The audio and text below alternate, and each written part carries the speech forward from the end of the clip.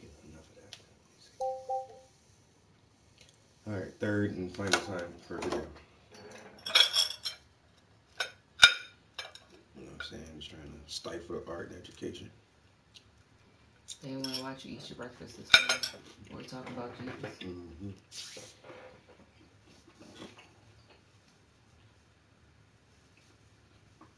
Work and my parents was out of school every day to see that I was in school and so forth. And if all the other black families would do this, we think, that's a mythology. That's total mythology. We educate a few of you to justify the mythology of individualism. You become the prime example that's going to be projected before the black people say, well, see, through hard work and all for how this Negro made it. And you didn't make it because you didn't have it. Nonsense. Really nonsense. But that is a part of the game too. And when you're being educated, watch that because this is the setup, you see. And if you don't watch it, you'll come to believe it yourself. And I run into students already who have this belief, you see. But this system is set up in such a way that it will educate a few, it will brain drain a few, but the vast majority will get shoveled out of the system at the lower end. But the shoveling out will say it is a result of some kind of deficiency within their personality. And when the people believe that, then they will believe more deeply in individualism.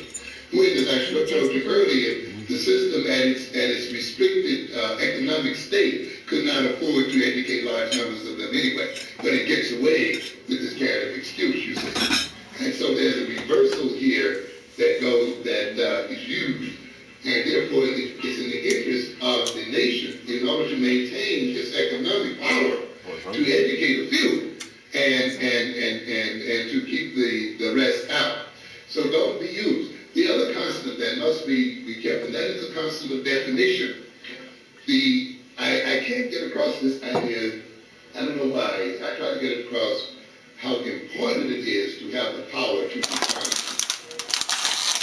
When you let another people have the power of definition, you are letting them have the power of creation. Let there be this and there was this. It doesn't matter whether it was true or not. The essence of the idea is that definition brings about reality and brings into reality. The ability to define is to a good extent the ability to say what is real and unreal. And when you let other people define reality for you, then they determine what reality is. And consequently, when we as a people have given up our power to define, then we have really given up our power to defend our interests as a people. Jay Boozy said all good now. The other day we were doing a lesson in That's what's up. Got that string back. These books are set up as to do you in. And the more you read, the more they do you in.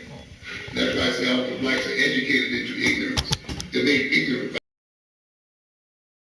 the audacity with which these books will do it to you. They just sit right up there and say, look, this is the way we manipulate you. This is the way we control you. It's right there. Very clearly. You go to social psychology class and it talks about persuasive communications. You see, it talks about establishing norms and how you get people to react and behave in certain kinds of ways. Why do people conform? And one of the reasons it gave that we conform, particularly in ambiguous situations, because if we don't know what's going on in the situation, we look at other people to see what they are doing, and how many of us have been in that kind of situation, and then we follow their example, and we conform then to their behavior, particularly if it looks like their behavior is the right behavior, brings about the right results. And it's a very interesting statement because it's simple, but on the same level, it's a very deep kind of statement. And so after they made this initial idea, then they talked about several experiments showing how this worked out, you see. How you could deliberately have one or two people who would define the situation differently and make people not believe their own eyes. I mean, where people were looking at physical things, two lines, and one line was obviously longer than the other, but because one or two people in the group said, no, they're the same length, many of them reached the same conclusion, showing the power of the influence of the group. And when I looked at this concept of definition, looking at other people's definition, it reminded me of something here. Often the people we look for to define the situation are the people who brought on the initial confusion in the first place, you see. And it's very interesting because when you want to manipulate people, and some of you do this subconsciously, and some do it consciously, one of the first things you do is to confuse them. Like, you know, we've done that among each other a little bit, right? You confuse them a little bit, upset them, they don't know quite what to do, and then what do? I got the answer. I'll get you out of your misery. So therefore, the person who first puts you in your misery also becomes your authority for what? Getting you out. And of course, when they get you out, they're going to get you out in terms that will advance their own interests. And now we talk about the confusion, the lack of definition that we have, the robbing of black people of history, the robbing of black people of culture, the robbing of black people of a basis for reality based on their own experience and so forth.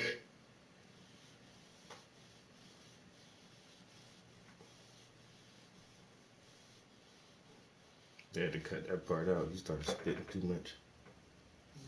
You see, in other words, when a typical thing happens, we end up being the people who lie to us most. And watching, you see this in personal behavior as well as group behavior. The very group that has lied to you, has rewritten your history, has enslaved your parents, has eaten you up economically in every other kind of way, is the very group you go to validate reality. And to validate what is real. And to validate what is true. And you're foolish enough to think that they are the ultimate validators of what is real. And you're foolish enough to think that they're going to give you a definition that's going to get you out of your misery. And that's why we rush to their schools. And rush to sit under their feet. And rush to and where the greatest liars of all sit, that's the place we want to go first. And where the highest liars are, those are the degrees we're most proud of. And you write these papers and they make you quote these liars. Or you don't have enough references here. Fill the liars. But then if you go and get your own people, somebody you can't have to leave them because they're not accepted by the establishment or something like that. And the references that are related to your own, you're scared to put them in because, you know, the liars are recognized upstairs. You see? And you'll see this reversal going on all the time. You see? Where the confuser also becomes the authority. In fact, they confuse you first so that they can become the authority. You see? And it's set up and built up that way. And consequently, you will see us there going back to our original confusers. People who are defining things. And when people define things, and ultimately when you define, you end up serving the definition. You end up becoming the definition. When a white man calls a black man boy, he's not only calling him a name, he is creating a boy. The very calling of the name is a part of the creation. Because when he calls him boy, he relates to him as a boy. And as he relates to him as a boy, he begins to create a boy. And as the black man relates to the white man in terms of that definition, and ultimately comes to serve that definition. So consequently, you cannot let, and yet we have not removed since slavery time and the power of the European to define reality. And when you read these books, if you're not careful, and yet you spend most of your time, watching in this college, what? Learning what? Their definitions. Memorizing them, committing them to your head and to your heart. And you wonder why you can't get out of the trouble that you're in. You say, you can't have to get out of it. You've got to be able to step outside of the whole thing and have a whole other foundation for looking at what's going on. You can't let your master give you the definition and then give you the critique of the definition because they're still within the same thing. So whether you are learning to critically analyze literature, you're still critically analyzing it within the context of the Eurocentric tradition. So you still have not escaped. You see, ultimately you have to step out of the whole critical thing and the whole other thing and use a whole other foundation. Otherwise, you're going to be defined in a way that adds to. That has not changed. Definition has not changed. And to a degree, the more you educate black men in these institutions, and the more black people accept these definitions, the more they will stay within the confines of the definition. And therefore, there's no escape through education. The other thing, domain of discourse. What we call the domain of discourse. By that we mean, who chooses what it is important to talk about? What is news? That which comes on 7 o'clock in the evening? What is news? You ever thought about that? Who defines news? That's the domain of discourse. You got a group of guys and whoever that sits back every evening and say, this is news.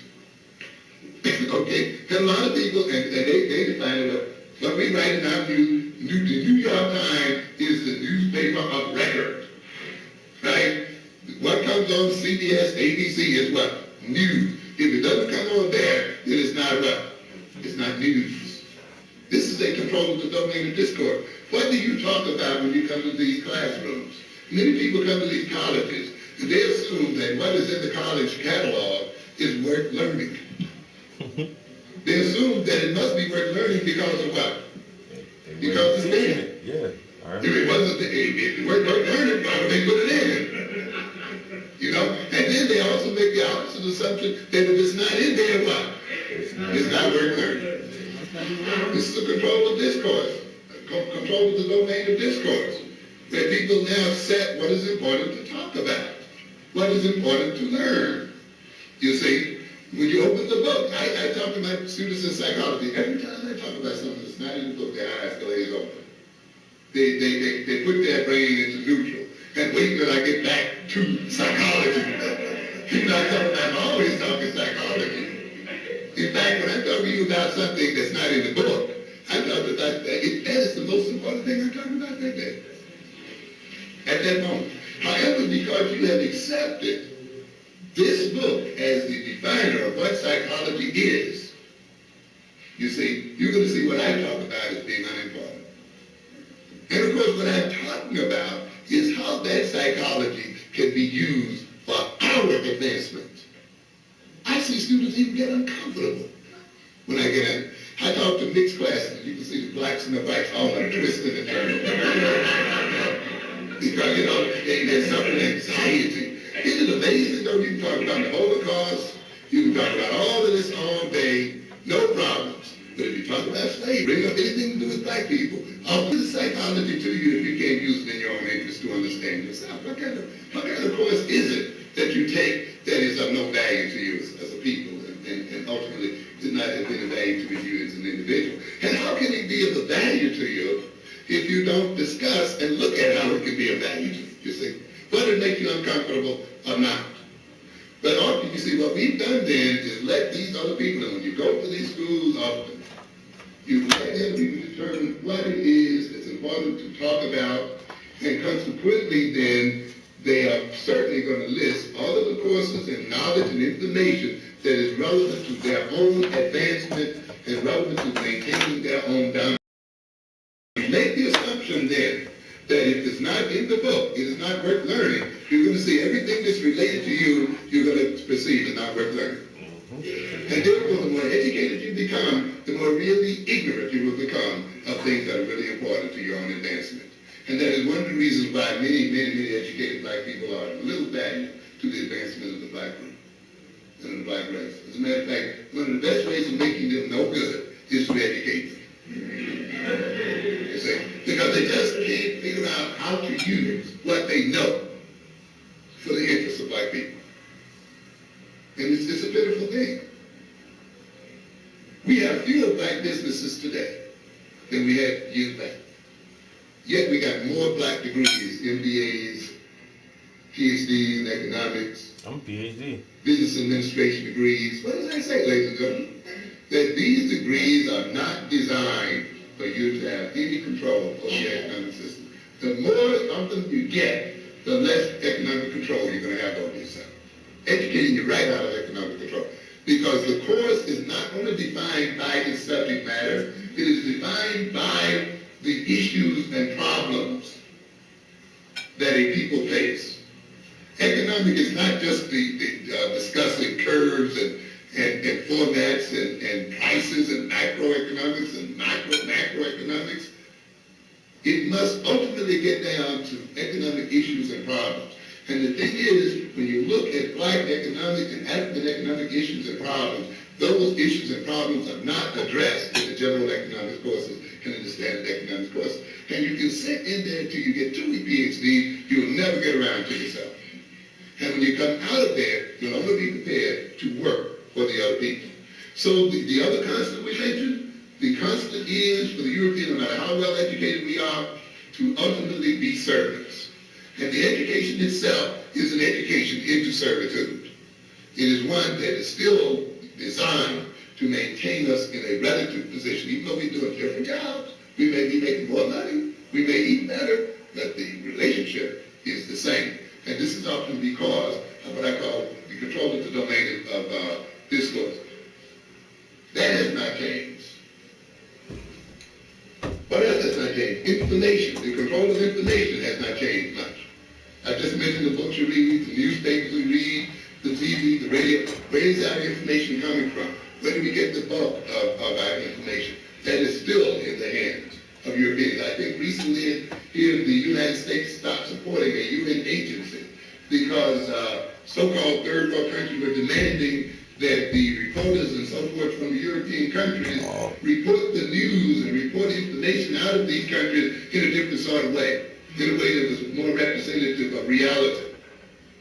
But rather than to do this, the United States and other European countries literally stopped their support for the agency and ultimately pushed the African man who headed that agency out of the job, even though they gave other kinds of excuses, because these people recognize that the control of information is a control of consciousness. That has not changed. And often entering into these institutions is entering into a world whose information is still under the control of other people. And of course, the other constant is the degradation of things African, which has been that since the beginning. I've often said you cannot be a slave and an African at the same time. You cannot be a servant and an African at the same time. And therefore you must be de-Africanized if you're to serve your master very well. And you'll see that process going on. And therefore things African are going to be put on a lower scale than things European. And you'll see then, of course, education is about that. Look at what we have out here. Look at the kind of style we have. The kind of curls that people wear and all this kind of thing. The plastic surgery that is going on. Something like this. Look at the silliness and craziness of it. I've often said, and I say again and again, in order for us to be in the position we're in, we have to be out of our minds. We have to be crazy. And I mean that literally. The essence of Black psychology today, ladies and gentlemen, is that it is a political necessity for Black people to be out of their minds. This is where you have to start if you're going to deal with reality in terms of Black people. We cannot be in our right minds. And I mean this literally, I'm not being rhetorical. We cannot be in our right minds and be in this position of servitude. You cannot do it. The 90% of the world that is non-European could not be in the state it's in unless it's out of its mind. It's a necessity that we be out of our minds, off-center, off-balance, destabilized. Why is it that every third world country is almost destabilized? It can never get on top of itself economically, militarily, socially. Every time it looks like it make a little progress, there's a coup or there's this and that. Because the ultimate thing in international politics is the destabilization of your enemies. If you destabilize the government, you ultimately destabilize the institutions of the society. If you destabilize the institutions of the society, you destabilize individuals. What happens politically in the broad culture represents itself as psychopathology in the individual himself. Individual madness is a reflection of societal madness ultimately, because societal madness works itself through ultimately to the individual. And so a destabilization of African countries and nations ultimately equals a destabilization of the individual African personality inside. And if destabilization of African nations leads to the maintenance of European power, then the destabilization of the African mind is a part of that whole process, and we have to face that. We've got to be out of our mind. Now, what goes on here? Here's an African man, he's oppressed by a European. And what does the European tell him? Well, I'm oppressing you because you got nappy hair. You know, I'm oppressing you because you got a big nose, and you got big feet, and you got long arms, you know, got big lips, and so forth. And if you didn't have all these things, I wouldn't oppress you. You know, this is often the way the victim thinks. Oh, I wouldn't be in this condition if I wasn't black. You know, you did that to me because I'm black. Black has nothing to do with it at all. No, your lips ain't going to hurt you. Your hair is not going to hurt you. There's no pain in that at all. But you know, the way people state it semantically, listen to the way we state it. This happened because I'm black. You see? You notice that? There's a psychology in that statement. No, nothing has happened to you because you're black. It has happened to you because there are a crazy people attacks people and destroys them because they are different. And it is European madness, not blackness, not big nose, not nappy hair, but the Negro who comes to believe that it is blackness, then is going to bleach the skin, you see. And this is a part of the reversal too, you see. So that you see the problem as a need to reorganize your own physiognomy as a way of solving the problem. So therefore, the whiter, if I can straighten my nose and, you know, straighten my lips and lighten my skin and so forth, then I might be. In other words, if I can identify with the victimizer, and if I am the victimizer of one, then of course I will not suffer. And consequently, you have many of us then trying to identify, not only physically, we try to identify psychologically. When you look at me as a man, don't see me as black. Standing right there. How can I not see you as black? But we want to be denatured, you know? No, we want to say, see me as I am and still treat me right. Don't denature me, and then I can only treat you right after I refuse to see you. That's crazy. It's a crazy kind of world. And we often go with that, you know, and you denature things African, and you only you can denature your own African self, which is a bogus acceptance anyway. You see, because that's not going to ultimately win the case. And what I'm trying to say with all of these constants is that it is these constants, no matter what all the other changes you see, the scholarships you get and all these other things you get into these schools, those constants will stay there. Military edge, economic edge, technological edge, control over definition, control over domain of discourse, control over information, the degradation of things African will stay there because they are necessary to maintain European power. And anything then that takes place within this context ultimately must take place to maintain it. Education does not escape this process. One other thing I want to say that when you have a situation of this kind, everything must be reversed in relationship to our people. In other words, we must be made backwards. And education is not going to get you out of it now. Simply, I have to say we have to be dumb as people. A lot of people assume, you know, dumb doesn't mean you haven't been to school. No, you can be dumb and be very well educated. As a matter of fact, being very well educated is a process of becoming dumb. You see? Because often when you're educated out of your mind, You see, educated out of your values and educated out of your heritage and educated outside of yourself and educated out of reality, often you're more dumb than the people that have gone to school. Because often they face the reality of what's going on every day, and they see it face to face. But the educated person often protects himself from that reality and covers it over with what we call in the psychological defense of intellectualization. You know, depriving things of real emotional value by describing them in clinical terms and using large words and euphemisms that we've so learned so carefully in these schools as a way of escaping dealing with things the way they really are. In order for this man to rule the world, ladies and gentlemen, he can only rule the world through deception, through lies. That's the only way possible for a small group of people to rule a mass group of people, ladies and gentlemen. Through lies. That's the only way possible for a small group of people to rule a mass group of people, ladies and gentlemen. Through fooling them, through deception.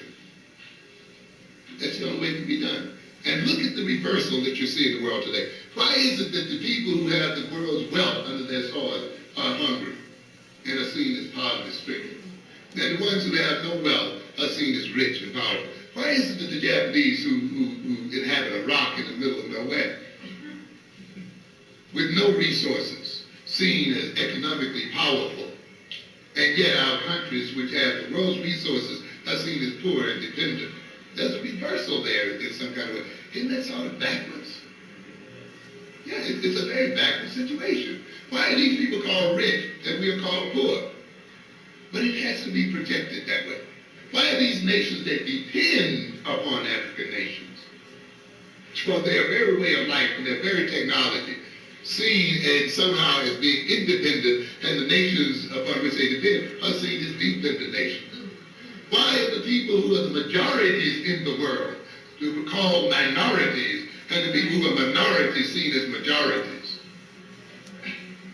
When you look at it, you see, ladies and gentlemen, it's only possible if things are turned around the other way. And therefore, the black personality must be a backwards personality regardless of education level. It cannot be one that's straight with the self. And you will see in relationship to every institution in this society and other societies, the results of dealing with those institutions will almost always be the opposite of the results that whites get from the same institutions. You send your children to school to sit beside white children, sit in front of a white teacher, they come out not reading, and the white child comes out reading. What gives it? They go to the school, come out ignorant, if they come out at all, and the white child gets through and gets over. And I want to tell you, you look at it, they'll always be backwards. Education will make you dumb, ill-prepared, unable to advance your interests. Economics will keep you poor. No matter how much economics we take, we're still dealing with what? Poverty. So the economic system is designed to maintain the poverty of black people. Religion, I often say, is designed to send you to hell. It's going to take you to hell, and believe me, it's going to take you to hell. The family institution is not going to solve your family problems. You're hollering about teenage pregnancy, you're hollering about the breakup of the black family, but still you're adhering to that Eurocentric model of what a family should be. And even though it's not saving the Europeans, it is all, and it's doing far more damage to us as a people, but we still hold on to it. The criminal justice system must dole out what? Injustice? How can this system dole out justice, real justice, to black people, and help, and at the same time maintain the dominance of white people over black people? Don't you recognize that that's a contradiction? And yet we are shocked every time some unjust thing happens to our people, or some cop shoots our people down. I told people years ago that when you decide to clear up crime in the black community, you're going to have to fight the cops first. I'm telling you. And believe me, it's going to happen that way. Because their system is based upon the criminality and the criminalizing of the black community. The correction system is based upon a plentiful supply of black males to be processed through. Too many people make that living off of it. The correction industry, the corrections situation is what? It is what do we call it? Not an institution, it's an industry in which black males are the raw materials. So that everybody gets a piece of him as he's processed through the system. The cop on the block gets his piece, and his reason for being. The judge, the court officer get their piece, the stenographer, everybody eats him up there, including his lawyer, is going to still send him up.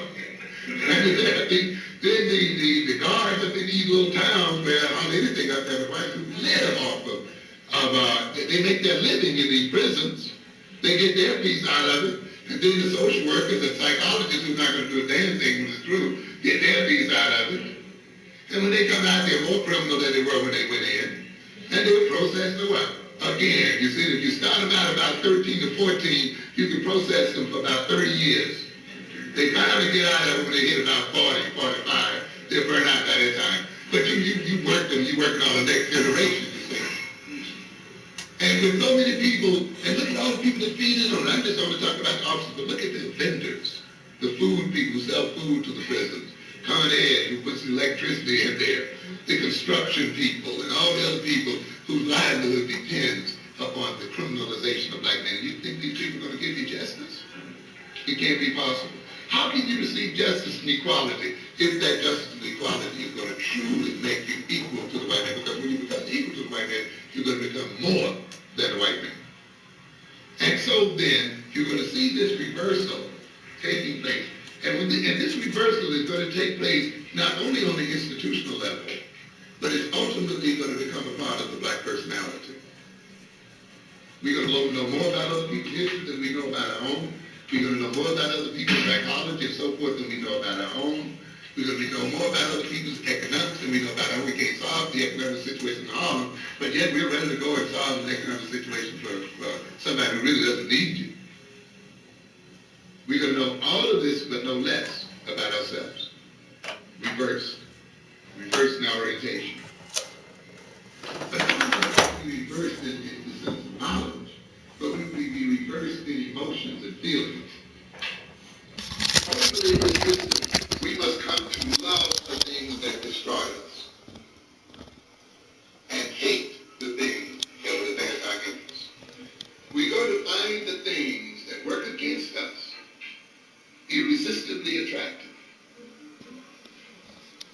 In fact, those things that destroy us are going to give us the greatest feelings of euphoria. And we're going to accept the definition if it feels good, then go for it. In fact, we're going to define things in terms of their feelings. Of course, it's one reason why you rob people of intellect. You rob people of common sense. You rob people of the ability to control their behavior through reason. And once you rob them of that, they have nothing left but feelings.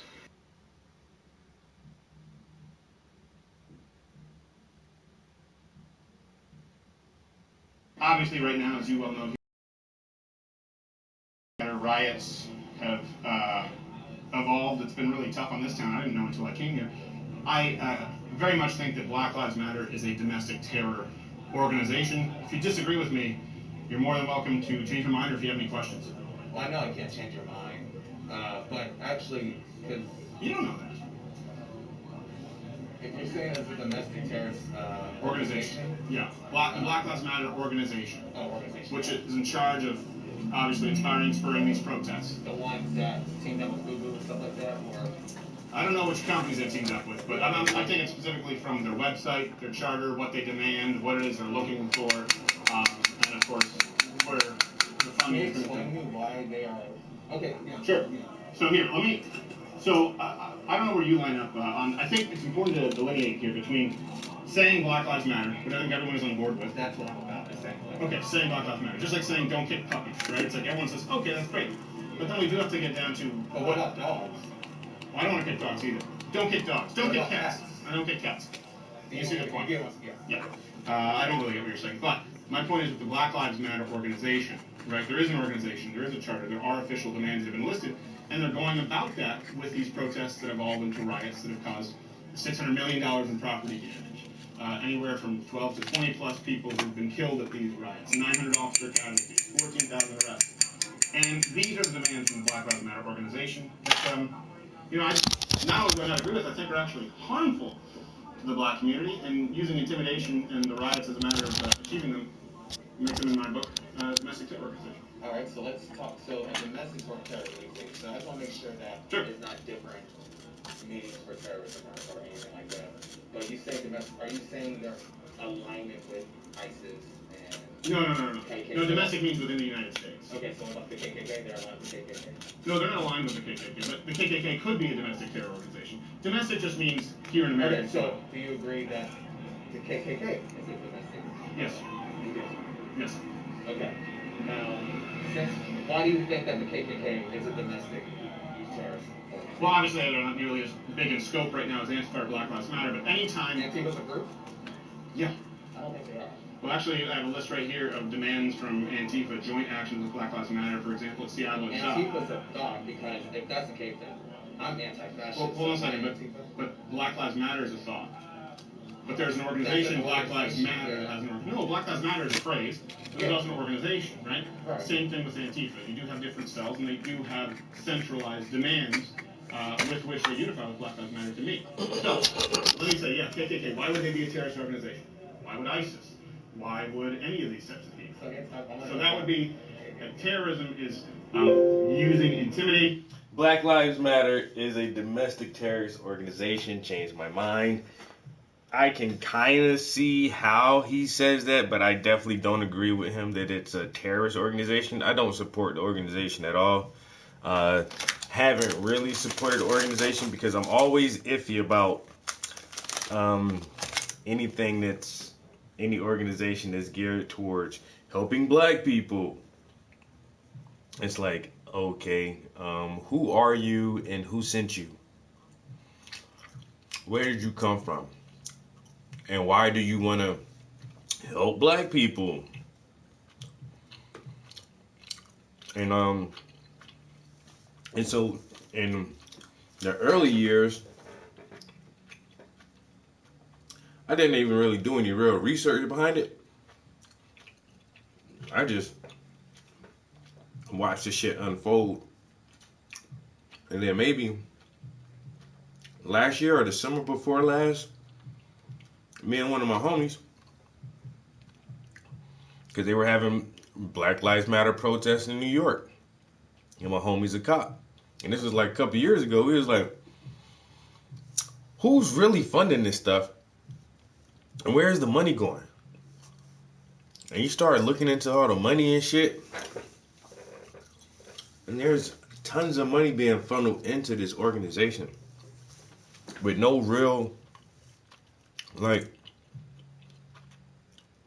progress being made. And so me and my homie thought that was funny. Y'all ain't making no progress with all these millions and millions of dollars in donations.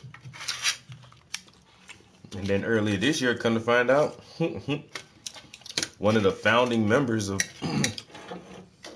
the BLM organization, this bitch running around and buying up millions of dollars in high-end property in upscale, rich, white neighborhoods. Just kind of make you go, you know? Things to make you go, It's like, is you really for the people? You started some shit called Black Lives Matter, but then you take millions and millions of dollars and buy properties in white neighborhoods? Why couldn't you help? Why couldn't those dollars turn into scholarship funds or acquisitions for properties to create Black Lives Matter youth centers or cultural centers or STEAM centers or whatever kind of centers? Nope. But instead, like, this chick just buys a bunch of fucking properties and houses and shit, which is cool, you know what I'm saying? Whatever. But where you get that money from? Where you get all them dollars from to do that? Come into question. Once again, this is why I ain't never really fucking support that shit, you know. There's always some iffy shit goes down when somebody wanna help a nigga. I don't trust none of them.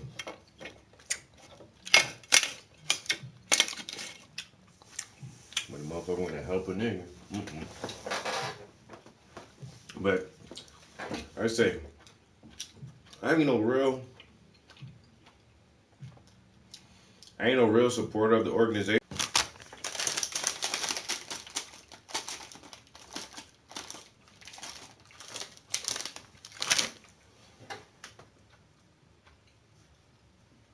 Force or violence in order to achieve an ideological political end, right? And that's what we see with Black Lives Matter, just like the KKK.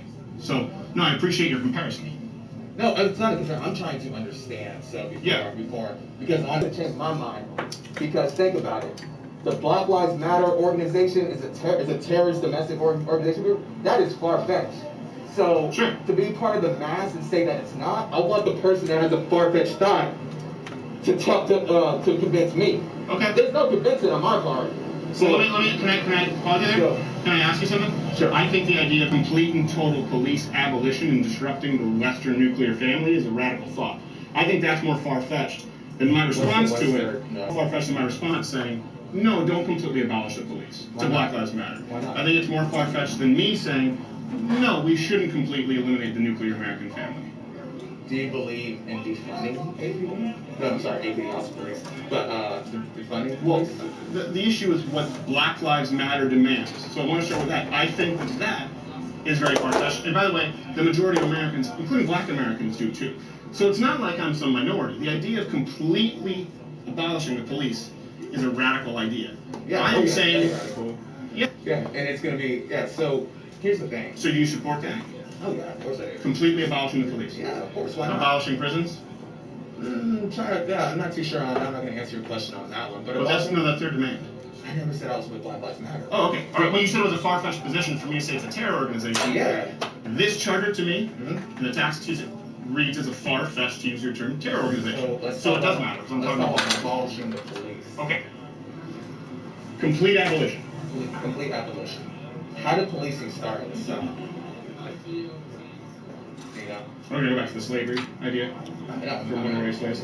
But we're talking about complete abolition of the police. Like, wouldn't you think that was a radical idea back in the day to capture slaves, to do stuff like that? Don't you think that was kind of radical? I think that slavery was a radical idea. That was a horrible idea, and I'm really grateful that we abolished it. I'm really grateful that we don't have slavery, we don't have Jim Crow laws, that we had the Voting Civil Rights Act. What I'm talking about right now is complete abolition of the police. So what I'm saying is, though, and this is why I'm bringing it up, the reason why we have these extremes, let's be honest. Police are extreme? That's an extreme idea. Extreme ideologies right here. Okay. The reason why we have extremes, let's be honest, as a Black person, I'm not going to see the abolition of police in my lifetime. Let's just be honest. Well, that has nothing to do with what I'm talking about. So when we try to ask for voting rights like back in the day, which should have been given when the 13th Amendment got passed. Absolutely. But then, it's kind of funny because Malcolm X said something. He goes, if we were equal, there wouldn't be any more additional laws to be passed. There wouldn't be no civil rights.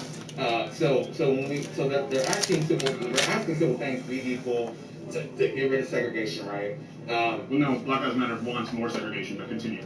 I'm talking about that. I'm signed up with this, right? So, like, for the fact that we had to ask after the 13th Amendment, after we said we're equal, we had to go and ask. That makes you think. Damn, are we really equal? I was speaking to Savannah, and she's saying that we are equal. I said, I'm thinking, are you duped or are you duping me? Because how can we be equal if we needed extra, if we needed a civil rights movement? So no, hold on a second. But I want to hold on, because you're jumping around, you're not answering my question. But I will address that one. In 2020, yeah, I would maintain whoever you were talking with, Savannah, you said? Thanks. Okay. Yeah, of course, that we have equal rights in 2020. And I don't see how abolishing the police would in any way make black Americans more equal to white Americans, considering it would harm them most. So I'm gonna tell you a secret that's in the black community, right? Okay, tell me, King. Abolition of police ain't gonna happen. It's still on the list of demands. It's not gonna happen. Well, I have a problem with it. You know what I'm saying? And you wanna know why? Because doesn't go our way. Really? We have to say completely abolish the police in order to get them defunded so we make our community safer. That's what we have to do. That's what we have to say. We have to say completely abolish the police. So when you said you supported completely abolish the police, that's just a negotiating tactic? No, I really do believe wholeheartedly we shouldn't abolish the police. Okay. Yeah, but that's not gonna happen. Let's be real. There's just so much power. Let me ask you this, since we're completely off the idea of it being a terrorist organization and $500 million in property damage, why do you believe in abolishing the police? How would that help black Americans? There's a lot of things. You can start investing in different organizations in mental health, establish another department. There's a lot of things. Like what? I don't have to answer that. Let me tell you why. Well, you do if you're sending out a far-fetched idea, to use your theory. It's a radical idea, right? Yeah. It's a radical far-fetched idea. Just Abolishing like the police. slavery How is would not. you replace it? No, just how slavery is a radical idea, right? Here's what I'm saying. As me, as a American, I'm saying why not? Okay, let's just abolish the police. Let's just see what happens. If it crashes and burns, okay, then it crashes But I and thought burns. Black Lives Matter. If it crashes and burns. But many black people will be killed. Innocent black people. Do you really think so? Yeah, far more black people will be killed if you abolish the police. But we're not being killed right now by the police. What's the number one cause of death for young black Americans? Can you tell me that? I'm not too sure. Is it diabetes? No. What is it? It's homicide. It's not even close. Yeah. Homicide? Yeah, homicide. Black crime? Black and black crime. It's not even close. If we're talking about, and by the way, if we're talking about Black Lives Matter, and that is the number one cause of death is young black Americans, and the vast majority of black Americans don't want to abolish the police. You were talking about the vast majority of Americans, black Americans, don't want to abolish the police. I don't want to abolish the police. No, I'm not going to mental worse, but we can bring the statistics out here. I know, I would Do you love doubt the to. idea that homicide is the number one cause of death for young black Americans? I'm not doubting anything. No. Well, let's just if you don't agree with what I say, then maybe you just tell me why, because that way we can both rationalize our position rather than just saying, well, I don't trust you. It's the number one cause of death, and if you take away the police, right, you abolish prison, which is on this list of demands as well. And if you deconstruct the idea of the nuclear family, which is again a list, but that's the most difficult, that's the worst to me when you look at Black Lives Matter and their demands, you will harm black Americans the most. Because they're not being off in record numbers by cops. As a matter of fact, black Americans are not killed more than white Americans by cops, they're killed less. But they are killed by other fellow black Americans in record numbers. You're talking about 37 times the national homicide rate from a Barack Obama Bureau of Justice study. You're talking about 10 times the rate of committing violent crime in other Americans right now. And I don't think that's because, or would be improved by defunding or abolishing the police. Okay. So how would it help young black I was Americans? waiting for you to finish because everything you're saying I don't agree with. So, So what's the number one?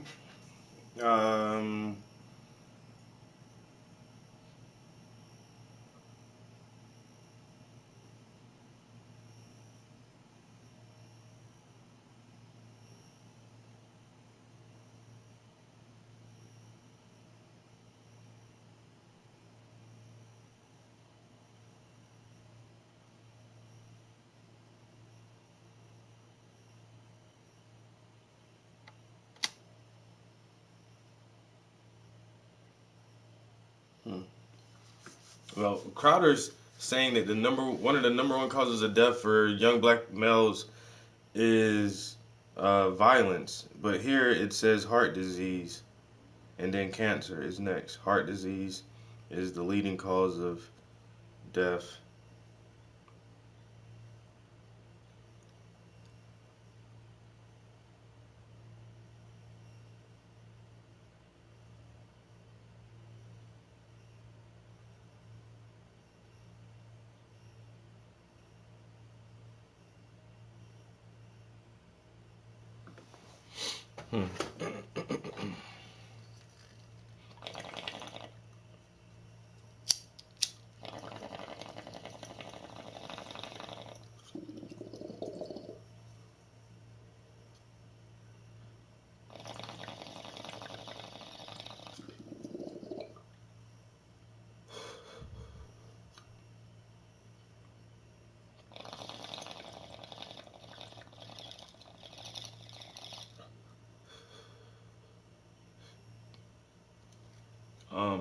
Marky Mark, are you still in here?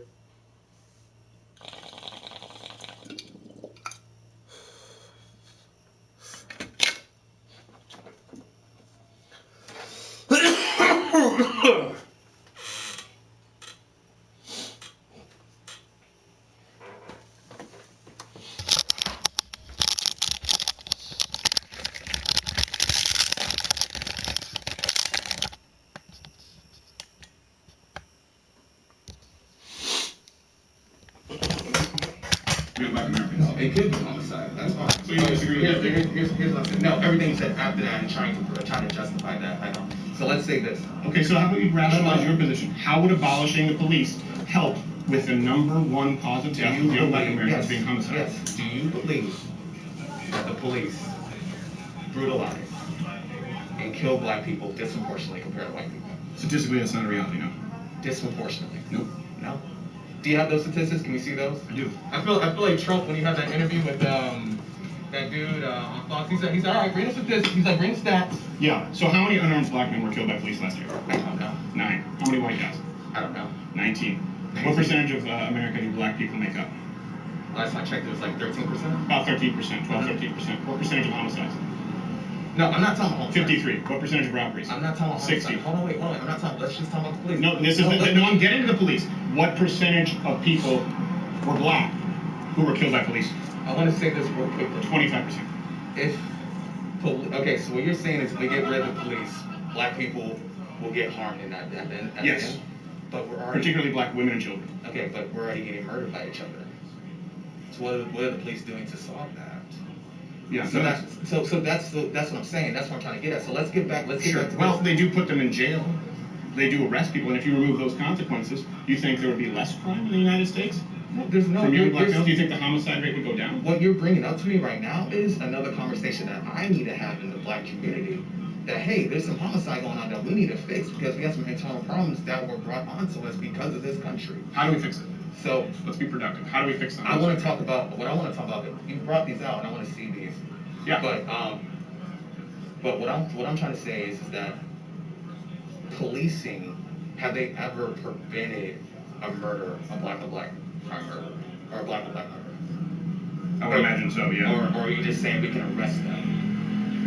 Yeah, I wouldn't have the stats on exactly how many Black murders have been stopped by police officers, but you could certainly cross. This dude sounds stupid. I don't know, but Louder Crowder, he does this for a living. He converses and talks with people for a living, so.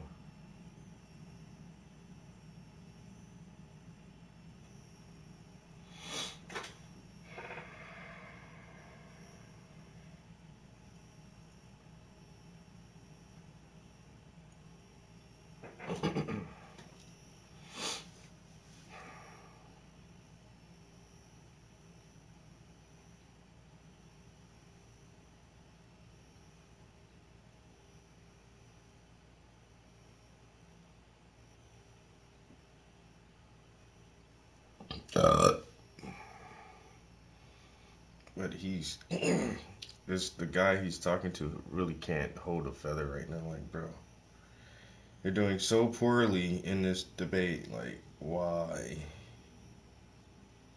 Why did you even sit down at the table?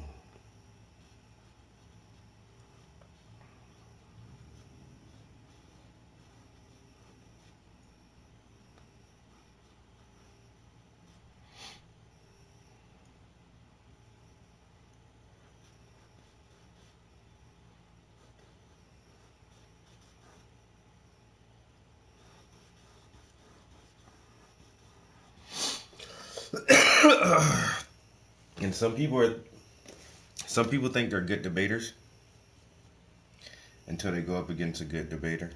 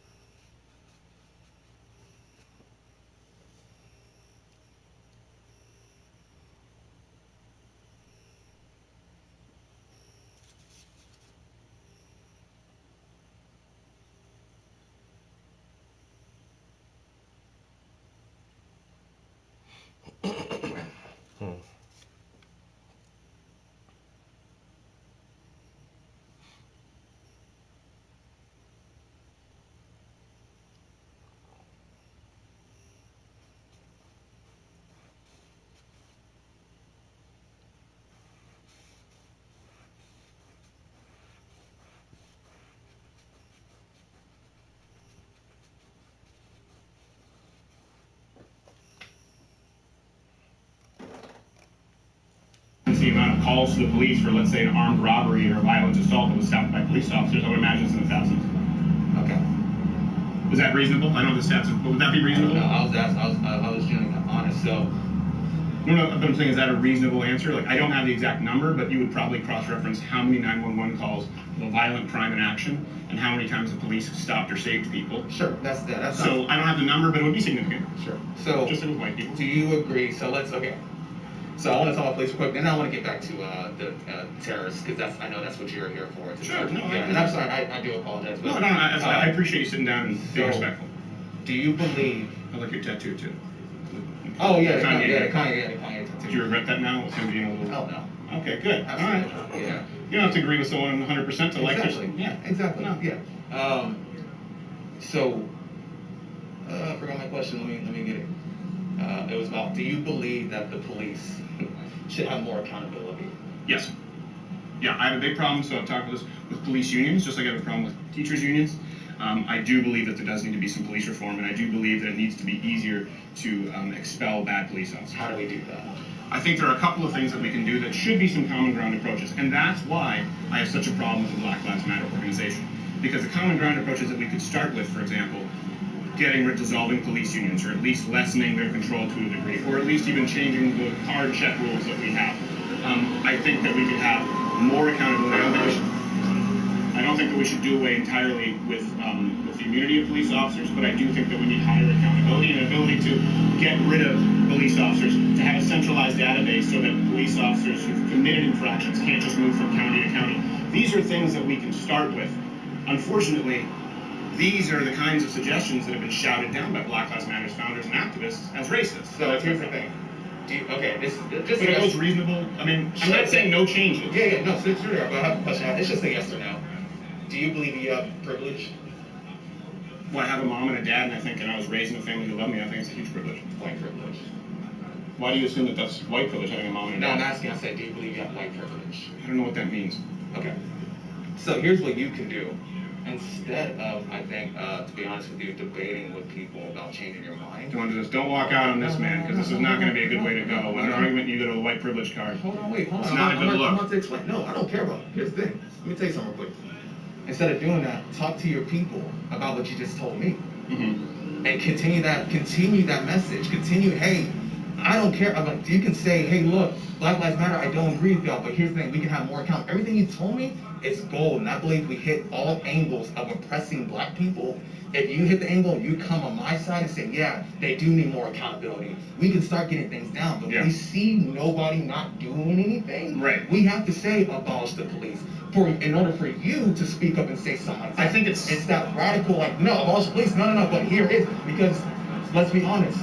Well, no, listen, that may be the way that you feel, and I appreciate that. And I appreciate it as a negotiating tactic or whatever you believe. But when you have the mayor of Minneapolis saying, I support defunding the police, and lays out a list, and they go, no, complete abolition of the police, and shout him down and shame him out. Yeah. That's not helpful. That's not productive. And I do have these conversations with my people. I do have a conversation with millions of people every month where I've talked about these ideas, and I'm having a conversation with you right now. Unfortunately, I see Black Lives Matter and black leadership not having conversations about what would truly help the lives of people in the black community. No, there is. And as a matter of fact, the idea of disrupting and deconstructing the first time it's unprecedented where you have black people burning down and looting black businesses and shooting black police officers. And that's, again, what tells me it's disingenuous, and it's not about racial equality. It's about using an excuse to commit crime, and I won't show up for a movement that doesn't outright condemn it. And especially when it's not addressing the real problem. I think all Black Lives matter, and I think we need to address the #1 cause of death in the black community, and it's not police officers. So, police accountability? Sure. Yeah, I know, this guy's yelling. I think he's just a crazy person. Police accountability? Sure. But the root cause of this problem is we need more families, and Black Lives Matter seeks to completely deconstruct and disrupt it. I think this is more harmful. If you add up the charter, and we'll have this here, you can take this with you. I want to take this with you. Yeah, but if you have it, let me just finish it this way, and then I'll let you have, we'll finish this out. You can say one more thing. All right, cool. If you abolish the police, completely abolish the police, you completely abolish prisons, and you seek to disrupt the Western prescribed nuclear family structure, you will irreparably harm the black community, far more than any police officer ever could. Watch Louder with Crowder live, Monday through Thursday, 10 a.m. Eastern.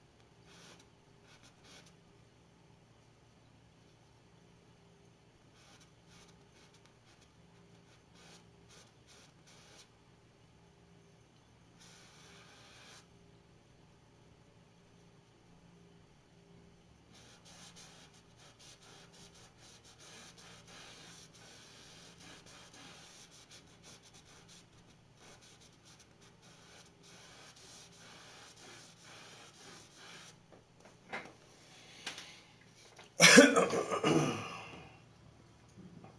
right, guys, take a little break. I'll be back up here later this afternoon, probably.